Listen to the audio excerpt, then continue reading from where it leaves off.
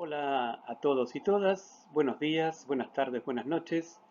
Siguiendo con la primera unidad de calor y temperatura, vamos a abordar en estos dos videos la calorimetría. En esta primera parte vamos a ver el calor específico de los cuerpos y cómo a partir de él podemos efectuar cálculos calorimétricos.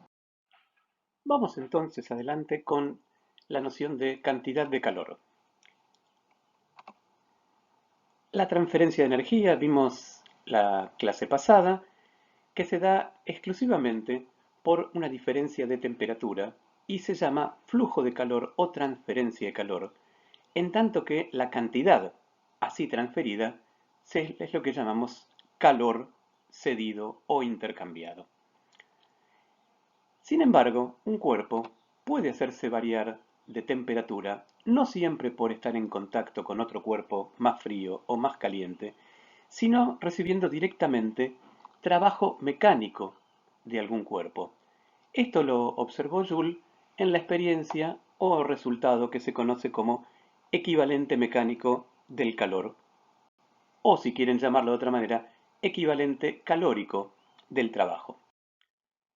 La experiencia de Joule consiste esencialmente en lograr el mismo cambio de temperatura que se lograría poniendo en contacto con una llama o una fuente caliente, producido girando aspas en el interior de un líquido, por ejemplo.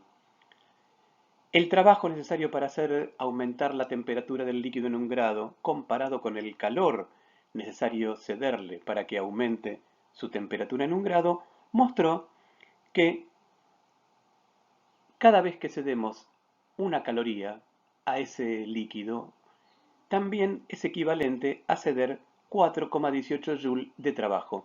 De esa manera encontramos una relación entre la caloría y el Joule. Vemos entonces que un cuerpo puede calentarse recibiendo calor o recibiendo trabajo. Veamos cómo calcular entonces su variación de temperatura. Hay dos formas de calcular la variación de temperatura. En la clase anterior vimos que había una relación directa entre el calor que el cuerpo recibe o que cede y su variación de temperatura dado por la capacidad calorífica de un dado cuerpo. Este cuerpo podría ser un líquido, un trozo de madera, una pared, cualquier objeto que consideremos. En un caso particular, cuando el sistema es homogéneo y cualquier parte de él varía su temperatura de la misma manera que el resto, podemos definir un calor específico por unidad de masa, de manera que el calor, en vez de expresarse como una constante por la variación de temperatura, alude entonces a la cantidad de masa que varía la temperatura, esta propiedad que es el calor específico y la variación de temperatura. Es importante notar la diferencia entre estos dos porque en un caso estamos hablando de la capacidad calorífica y ya no se trata por unidad de masa, y la palabra específico refiere justamente al calor por unidad de masa, por gramo, por kilogramo. En las ecuaciones de arriba podemos ver que si la temperatura aumenta, eso significa que el sistema absorbe calor o que gana forma energía en forma de calor, y que si la temperatura disminuye, el sistema está perdiendo energía hacia un cuerpo más frío o hacia los alrededores. Cuando nos referimos al calor específico de una sustancia, de un líquido, de un sólido, ¿cómo hacemos esta medición? ¿Mantenemos el volumen, la presión constante? En general, cuando trabajamos con sólidos y líquidos, trabajamos en recipientes abiertos de manera que el calor específico y la capacidad calorífica se realizan a presión constante, pero también podemos considerar perfectamente que sólidos y líquidos no varían sensiblemente su volumen, con lo cual podemos pensar perfectamente que el calor específico y la capacidad calorífica se trabajan a presión constante. Sin embargo, es importante establecer esta diferencia a la hora de trabajar con gases, porque no va a ser lo mismo entregar calor a un gas manteniendo su volumen constante que manteniendo su presión constante. De modo tal que deberíamos diferenciar para gases entre calores específicos y capacidades caloríficas a presión y volumen constante. Ya lo veremos en unidades más adelante. Cuando se registran los calores específicos de distintas sustancias, tenemos acá en primer lugar el agua, que muestra el valor de 4,18 en comparación con la caloría, y las demás sustancias que pueden observar ustedes son todas sustancias prácticamente homogéneas que tienen un calor específico bien definido, y fíjense que todos los calores específicos de las sustancias más o menos corrientes son menores que el del agua. Ya tenemos entonces la noción de calor, caloría, calor específico. Vamos a ver entonces qué sucede con las temperaturas cuando mezclamos dos sustancias. Imaginemos que tenemos un recipiente en el que queremos agregar dos líquidos, un líquido A que está caliente y un líquido B que está más frío que el anterior. ¿Qué sucederá con los calores intercambiados por los dos líquidos? ¿Podremos averiguar la temperatura de equilibrio del sistema si conocemos las temperaturas de ambos? ¿Qué necesitaremos? Antes que nada planteemos que si el sistema A, B y luego A más B no intercambia calor durante el proceso de mezcla, podemos decir que este proceso se llama adiabático y por lo tanto la suma de los calores intercambiados por A y B será igual a cero, o dicho de otra manera, todo el calor que se dé A será recibido por B y viceversa.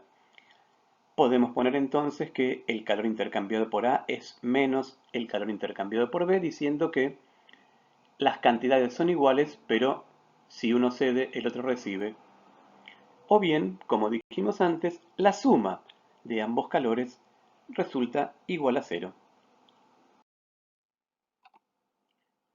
Cuando tomamos, por ejemplo, dos masas de agua que se agregan en un mismo recipiente, podríamos plantear la ecuación de esta manera.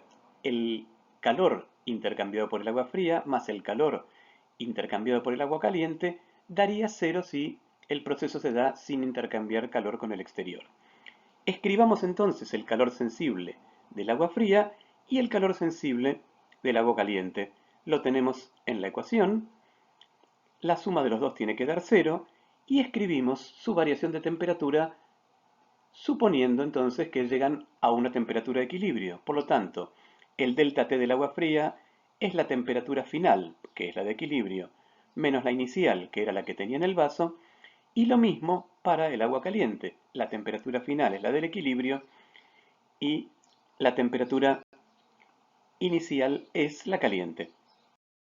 El mismo método utilizado en la diapositiva anterior para calcular la temperatura de equilibrio de dos masas de agua podría usarse perfectamente para determinar ya no la temperatura de equilibrio, sino determinar el calor específico de un cuerpo o una sustancia desconocida. De aquí el nombre de calorimetría.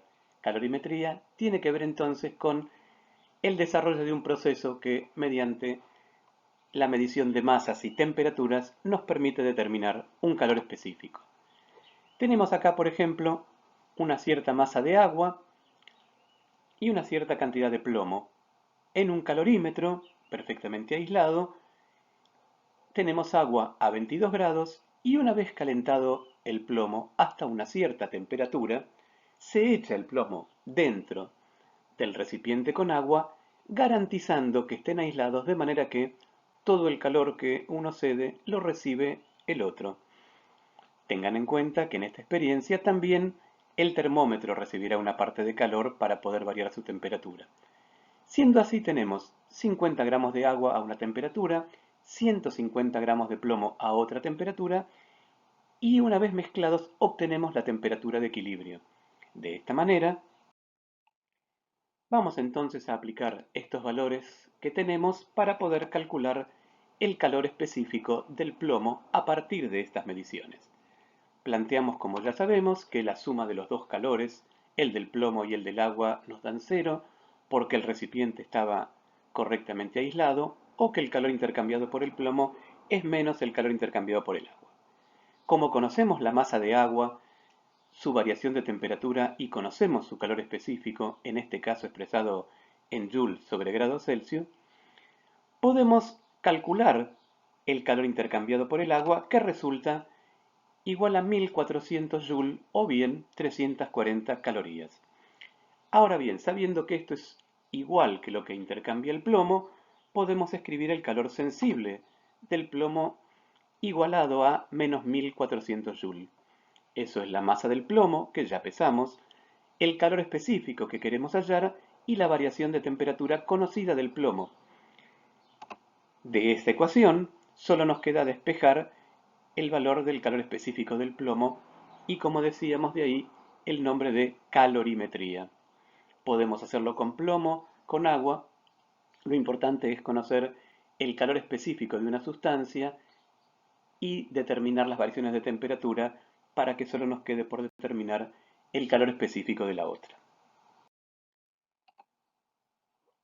El agua es una de las sustancias más comunes en nuestro planeta y tiene una particularidad interesante, que es que su calor específico no se mantiene estrictamente constante con la temperatura.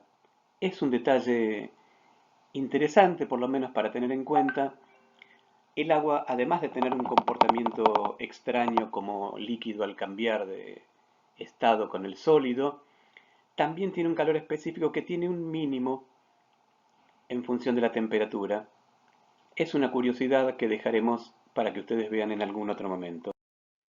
Con esto entonces damos fin a la primera parte de calorimetría y seguiremos en el próximo video con otros usos de los calorímetros.